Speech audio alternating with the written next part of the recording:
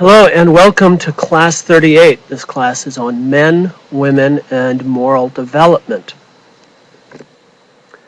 So I want to open actually just with a discussion question. This is a text box that appears on page 4 of your textbook way back in the beginning when Lischke is introducing the ideas of studying morality. He mentions this 1997 survey conducted by Yankovic Partners for the Lutheran Brotherhood. And the results are, from the survey, that 51% of those surveyed think that women are more ethical than men. 26% of those surveyed believe that men and women are equally ethical, and 16% were undecided. Interestingly, no one seems to think that men are more ethical than women. Someone from the Lutheran Brotherhood, the organization that asked for this survey, claimed that the disparity was due to the fact that women tend to be nurturers in our society. Primary caregivers for children, that sort of thing. And because of this, they tend to be more trusted. So, for my opening discussion, I just want to ask whether you think that this is true. That is, whether Louise Thoreson's explanation of this discrepancy is true. And then underlying that, you can ask whether it's true that women are more ethical than men.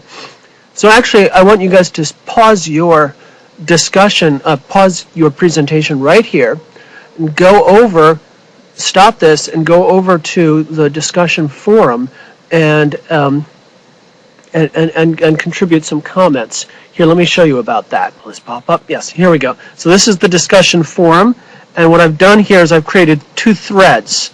One will be for replies to the survey. So go here. See if I can open this. Right, and if you want to reply specifically on this thread, if you go down to the bottom of the screen, there's something there that says reply. So use that to discuss the survey. Okay, and then come back and watch the rest of the presentation afterwards. All right, well, welcome back from that discussion. You can see I'm inside now. So I want to put the survey that you just looked at and perhaps the discussion, the ideas that you were having about that survey, now in the context of what we've been doing in the class up to this point. So, previously, in your ethics class, we were looking at Lischke's theories on acquiring moral knowledge. And we saw that Lischke had this three-stage system where you began by simply identifying your moral intuitions, what feels right and what feels wrong to you. And then in the second stage, you attempted to systematize those to develop general rules. And the process of systematization was called reflective equilibrium. The final phase of this is the one that's important to us now. And this is the phase of justification. This is possibly the most advanced and difficult aspect of not just moral knowledge, but moral competence. This is when you try to determine whether your rules, your moral rules for action, are correct or worthy of being followed. Now, what's interesting here is that psychologists have, for decades now, been studying people's moral development, starting with the moral development of children and moving on through adolescence and finally adulthood. And one of the initial claims about moral development, human moral development from childhood to adulthood, was that this stage of justification is the final stage of moral development. Now, what does this have to do with men and women? We'll see in a second. First, I want to take a look at the original theory of moral development, this theory that actually put justification at the pinnacle of moral development. This is from a guy named Lawrence Kohlberg, a psychologist. He basically divided moral development into three big stages, and then each of those big stages were divided into two smaller stages. So sometimes you hear this called a 6-stage theory of moral development, and sometimes it's a 3-stage theory. But in any case, if you look at it, you can see pretty clearly standard patterns. I mean, if you have experience with children, or if you remember back to your own childhood, sort of what childhood really and development really looks like. The beginning is a pre-conventional stage. That is, it is prior to understanding morality even as a set of rules or conventions to follow. Often you hear people say that children are innocent, and I get this assertion made frequently in essays and in class.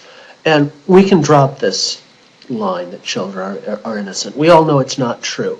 Small children are amoral and insane. And you can see at least the amoral aspect of that in Kohlberg's initial stage of development, the pre-conventional level.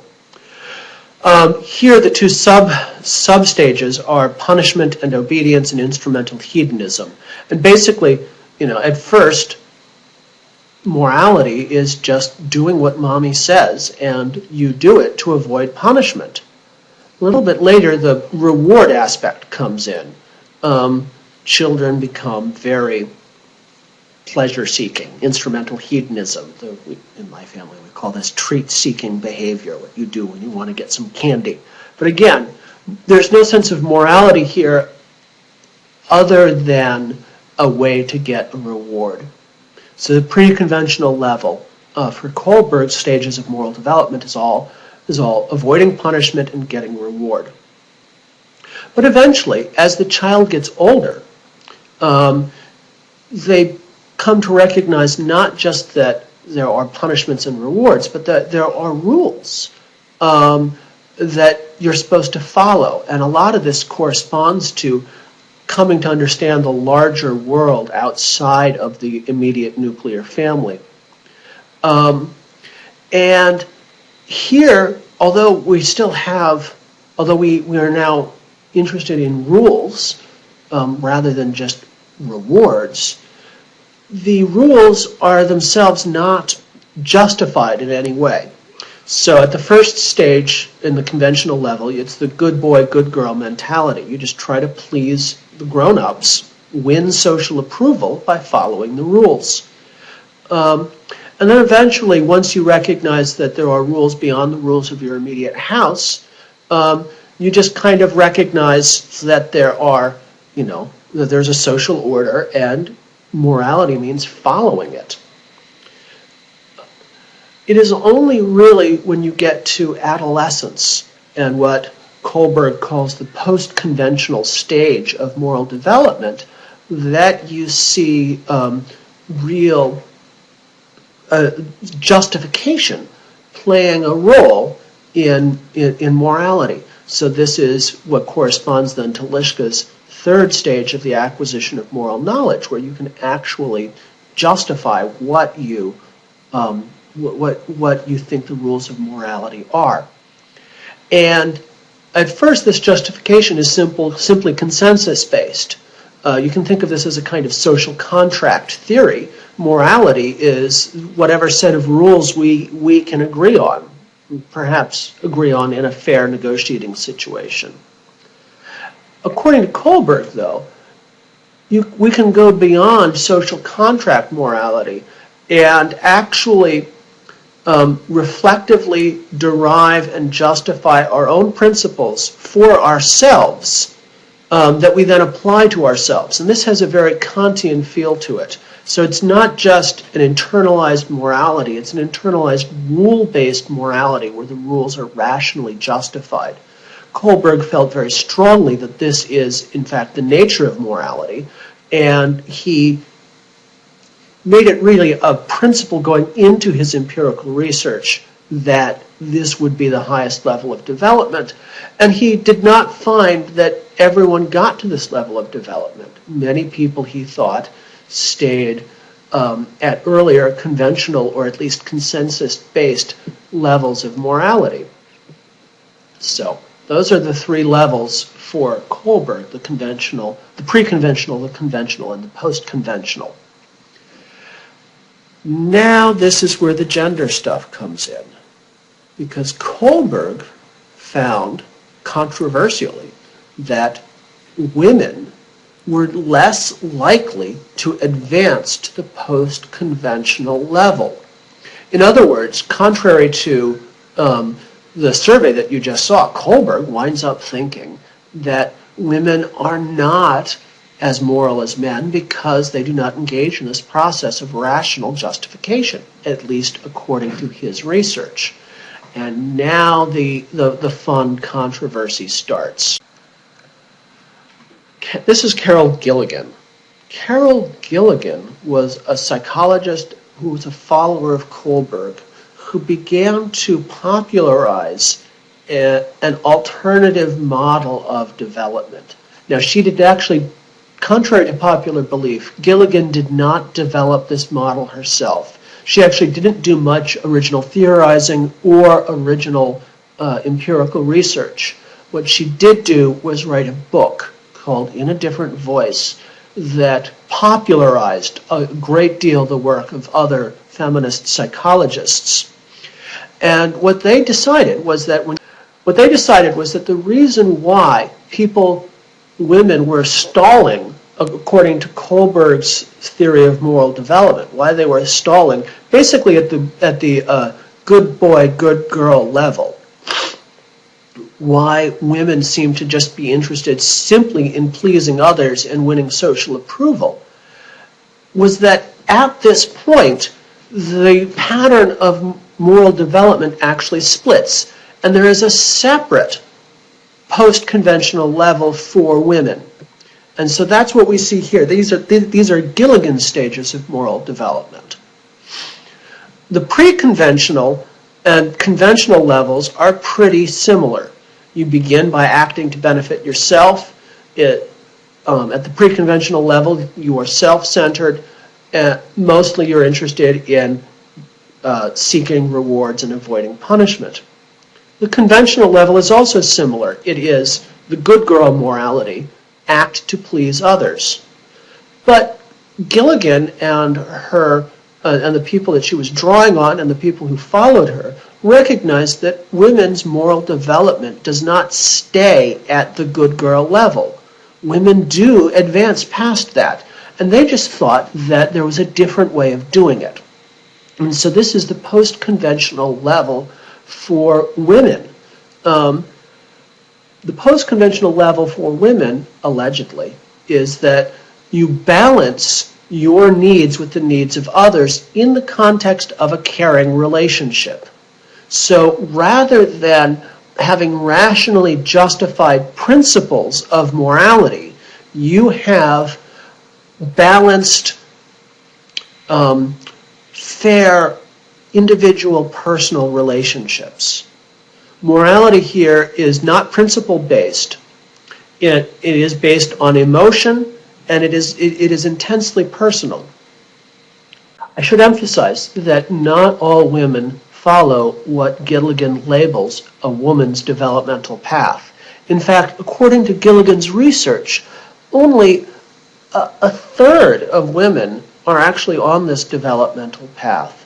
And most women are still on what Gilligan labeled a male developmental path.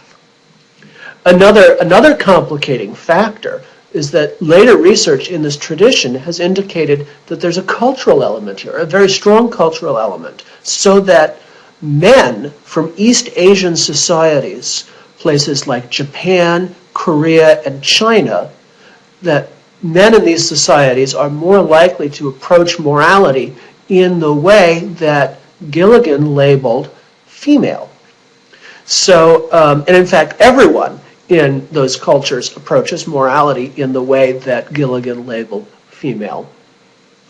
So it's definitely a complicated issue, and you can't simply say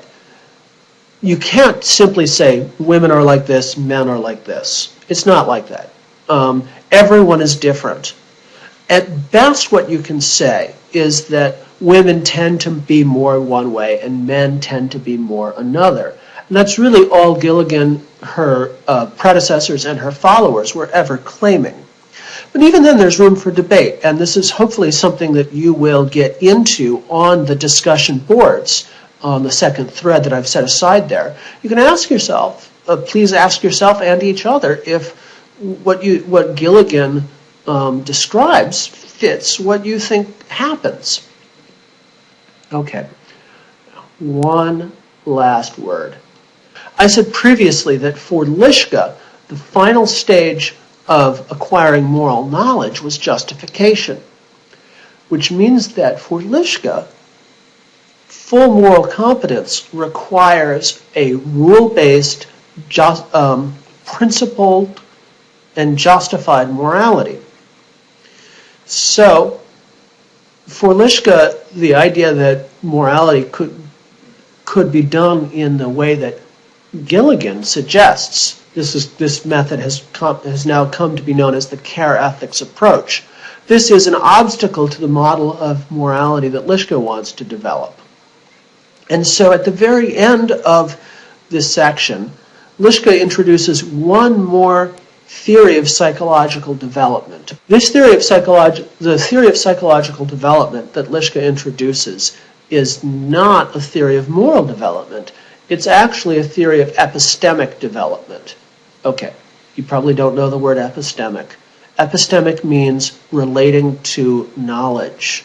Epistemology, the study of knowledge, is an important part of philosophy. So Kitchener et al. Studied the development of people's ideas about belief. And so these are the stages that Kitchener came up with. In the beginning, children simply believe that what they think is true. If they think it, it's true. And there's no need for justification. Your beliefs are true. And what you see in the development of children is a move through thinking that beliefs are simply true, through thinking that beliefs are justified by authority, and then into a process of justifying beliefs for themselves outside of authority. And this begins with children using idiosyncratic or self-serving reasons to justify their beliefs. So mostly you decide what you want to believe, and then afterwards you decide why you can believe it. But as children develop into adolescence and adulthood, you come to justify your beliefs with other kinds of reasons. First of all, you begin simply by using the kind of reasoning that's appropriate to the local context, whatever you're dealing with. Also, you can justify things by balancing opinions, contrasting opinions from other people. But again, the highest level of development here, according to Kitchener et al., for belief, is to justify your beliefs using what Lischka calls generalizable criteria. These are rules for acquiring knowledge that apply in all contexts. So Lischka brings this in at the end of his discussion of Gilligan and Kohlberg as a way of ultimately reinforcing the Kohlberg style approach and saying, well, look, it's a part of your development in general that you learn to justify beliefs. And what is true, what Kitchener et al. Say is true for epistemic development should also be true of our moral development. So that in the end, what we are looking for really is, this kind of process of acquiring moral knowledge, where you justify, where you establish rules. It's a rule-based theory, and you attempt to justify them. Okay, that should be all we need to go over in the video today. The real question for you guys is what you make of this, whether you agree with it, whether it fits your understanding of the role of men and women in society and in moral development, and whether you think that this is a project that is doable and doable for you. So hopefully all of this discussion will take place in the discussion section, and I will see you on Monday.